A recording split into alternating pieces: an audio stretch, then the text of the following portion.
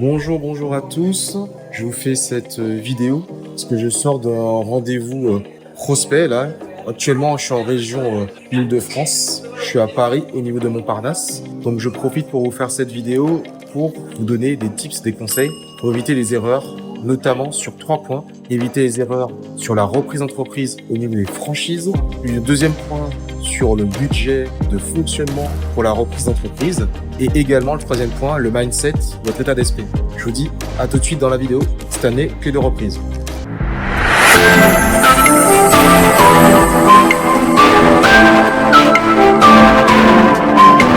On va voir ensemble le premier point parce que je sors d'un rendez-vous client. On a eu des rendez-vous au niveau de la gare et aux alentours. Est-ce qu'il veut reprendre une franchise dans le domaine de la restauration rapide?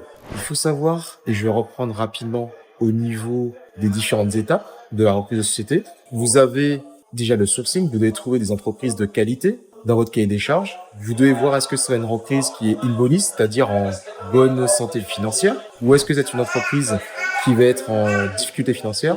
En fonction de votre cahier des charges, de votre sourcing, vous allez chercher plus ou moins des entreprises qui sont différentes. Donc ça, c'est très important. Ça, c'est le premier point, le sourcing. Le deuxième point, lorsque vous allez repérer une entreprise, vous allez faire une proposition avec votre équipe, votre dream team, votre équipe avec le cabinet d'avocat, votre lettre d'intention. Donc là, vous allez faire une intention, vous allez dire ce que vous voulez acheter, et après vous allez arriver dans une période de négociation et d'audit. Une chose très importante par rapport justement à la reprise d'entreprise quand ça concerne les franchises. Oui, vous savez, une franchise c'est quoi? C'est lorsqu'il y a une activité économique, vous avez le franchiseur, c'est lui qui va vous donner le nom de sa marque, qui va donner tous ses outils et ses produits commerciaux et qui va faire de la publicité pour vous. Et en contrepartie, vous devrez payer un droit d'entrée, une redevance, etc.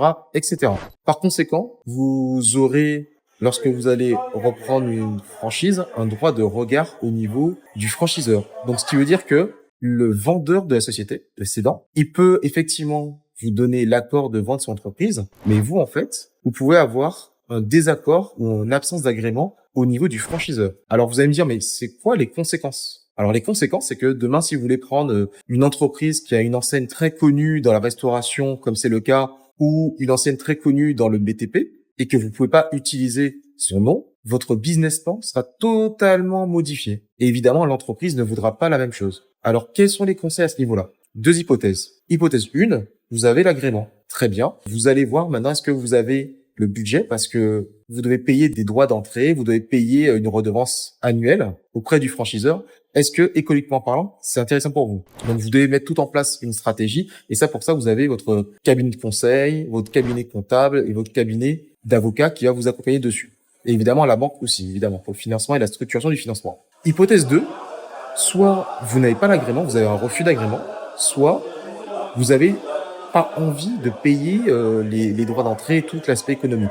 Maintenant, la chose à savoir, c'est est-ce que pour vous, c'est réellement viable de pouvoir reprendre une entreprise qui n'aura plus justement cette question de franchise. Ça, c'est la base. Donc, vous devez faire une étude de cas quand vous aurez dans l'hypothèse où vous ne pouvez pas prendre l'agrément. Donc ça, c'est très important. Ce que je vous conseille, c'est d'être bien accompagné au niveau de votre équipe, la Dream Team, qui va vous donner les conseils pour savoir est-ce que c'est pertinent ou non de racheter une entreprise sous franchise qui demain perdrait la franchise. Parce que potentiellement, vous pouvez avoir une perte de clientèle sèche.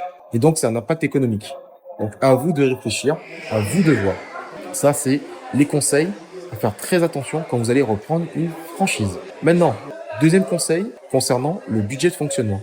Donc là, vous voyez, je suis sur Paris, je me suis encore déplacé.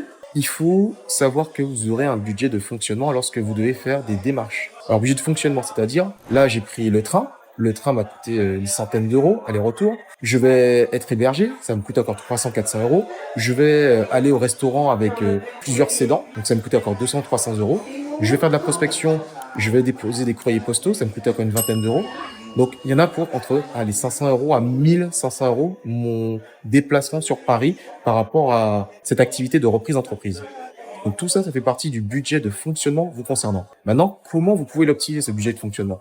Bah, écoutez, il y a plusieurs façons. Vous pouvez, si vous avez une entreprise, faire passer certains frais en charge. Et ça, vous allez le voir avec votre cabinet d'expert comptable. Également, comment vous pouvez maintenant l'anticiper, l'optimiser, c'est faire que vous allez avoir ces dépenses-là et les réduire au maximum pour ne pas décaisser de votre poche, mais peut-être d'une entreprise.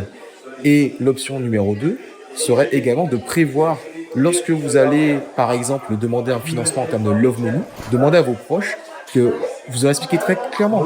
Je dois aller voir plusieurs cédants. Par exemple, je me déplace à 40 km de chez moi, ça va me coûter de l'essence, je devrais payer la restauration, je dois payer peut-être un hébergement, ça va me coûter 500 euros, 600 euros. Vous expliquez à votre famille, à vos proches, que vous aurez besoin en fait d'un budget de fonctionnement. Alors je sais que beaucoup me disent oui, mais on n'en parle pas de tout ça, mais aujourd'hui on est sur le terrain. Là, vous voyez, on est en région Île-de-France, on est à Paris. Je vous explique comment les choses se passent dans la réalité. Concrètement, oui, il faudra bien avoir un budget de fonctionnement parce que vous aurez des dépenses. Évidemment, vous pouvez faire la première chose en virtuel, hein, téléphone, mail, visioconférence, ça c'est OK pour briser aujourd'hui la glace. Maintenant, pour réussir à aller sur le terrain et prospecter sur le terrain, faire des négociations, trouver les bons contacts, faire du relationnel avec les partenaires, les cabinets de conseil, les cabinets d'avocats, les cabinets d'experts comptables, les cédants, les banques, parce qu'il faudra aller voir des banques, des courtiers bancaires, vous serez obligé en fait de pouvoir vous déplacer. Et ça, il faut prévoir un budget de fonctionnement qui peut être plus ou moins conséquent en fonction de vos stratégies. Donc prévoyez ce budget-là, anticipez ce budget-là. Ne faites pas cette erreur-là de, lorsque vous avez passé à l'action, ne pas avoir d'argent qui a été déjà anticipé et prévu. Ça, du coup, aujourd'hui, c'est mon deuxième conseil. Et du coup, prévoyez un budget de fonctionnement. Donc, évitez cette erreur-là. Troisième point, l'état d'esprit, le mindset. Être chef d'entreprise, que vous fassiez une activité économique ou une reprise, ça demande d'être résilient, d'être persévérant. Là, voilà, je vous fais un petit clin d'œil. J'avais fait tout à l'heure une première vidéo près de la gare Montparnasse et malheureusement, je sais pas ce qui s'est passé, j'ai eu un souci technique et écoutez, je refais la vidéo du coup à côté à Montparnasse toujours. Et donc, c'est pour vous dire que vous serez amené à refaire des actions. On prospecte, on négocie, on fait des rencontres, on fait des rendez-vous. C'est un parcours du combattant, c'est un long chemin, c'est un marathon. Donc, soyez prêts mentalement à faire votre marathon, à refaire des actions, c'est-à-dire vous appelez un premier vendeur d'entreprise, un deuxième vendeur d'entreprise, un troisième. Vous arrivez à négocier avec lui des actions, vous négociez une LOI avec lui. Après, à la fin, peut-être que vous allez voir qu'après l'audit, ce qu'il vous a dit, c'était pas vrai. Et donc, il faudra peut-être aller voir un autre chez l'entreprise. Donc, tout ça, ça demande en fait d'être préparé. Donc, il faut avoir l'état d'esprit. Moi, aujourd'hui, je vous donne aussi une chose, parce qu'on parle souvent de persévérant. Des fois, vous avez des bas, vous avez des hauts. Moi, par exemple, ça fait 2 jours que je suis malade. J'ai eu la gastro, j'étais pas bien. Et tout ce que je me suis dit, est-ce que je peux me permettre de ne pas aller à mes rendez-vous sur Paris? Non, il faut aller à mes rendez-vous sur Paris. C'est un rendez-vous trop important pour la reprise. Donc, il faut faire les actions. Donc, soyez persévérants. Si vous êtes malade, prenez des médicaments, boostez-vous, faites le maximum. C'est ce que je veux dire par là. Aujourd'hui, c'est votre persévérance, ce sont les actions, c'est le terrain. Aujourd'hui, vous voyez, je suis à l'extérieur, je suis à Paris. Il faut aller sur le terrain, aller voir des cédants, aller voir des cabinets de conseil, aller voir des avocats, aller voir des banques, faire du relationnel, aller dans des clubs de repreneurs. Aujourd'hui, passez à l'action. Passez à l'action, soyez constant, soyez rigoureux, soyez résilient. Donc c'est un petit peu, je dirais un tip, un conseil, une clé. La persévérance. Voilà. Donc aujourd'hui, je voulais effectivement revenir sur ces points-là. Pensez bien que, premier point, lorsque vous voulez reprendre une franchise, le seul décisionnaire, ce n'est pas le chef d'entreprise. Il faut aussi voir avec le franchiseur. C'est hyper important et même obligatoire.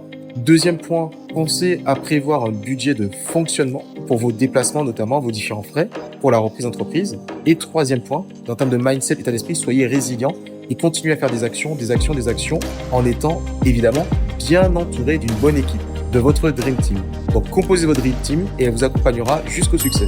C'est Stanley de Clé de Reprise. Je vous souhaite une bonne journée ou une bonne soirée depuis Paris.